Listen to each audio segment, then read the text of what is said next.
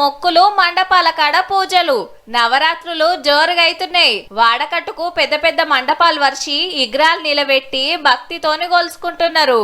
కుంకుమ పూజలు, హోమాలు నడిచినాయి. పొద్ముకి బతుకమ్మలాడుడు, కోలాటాలు, భజనలు, ఊరేగింపులు.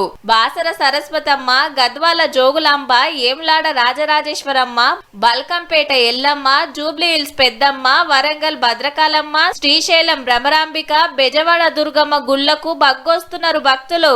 బియ్యం పోస్తానని మొక్కిన మా పాప పెళ్లి కావాలని, మా పాపకు సంబంధం కుదిరింది, బియ్యం పోస్తున్నాం. చాలా బాగుందమ్మా. ఎప్పటి నుంచో అనుకుంటున్నాము, ఈసారి ఈ నవరాత్రుల్లో మాకు అవకాశం దొరికింది. 100 రూపాయలు ఉండిలో వేసామనుకో మనకు 1,00,000 రూపాయలు వస్తాయి. అంత ఇస్తుందమ్మ. నవరాత్రులల్లా ఇలా దుర్గమ్మ అలంకారం దర్శనమిచ్చింది.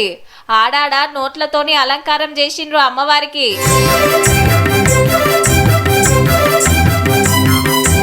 నిజామాబాద్ లా 51 తలలతోని అమ్మవారిని నిలబెడితే చుట్టుముట్టుకెళ్లి భక్తులు వచ్చి కొలుసుకుంటున్నారు.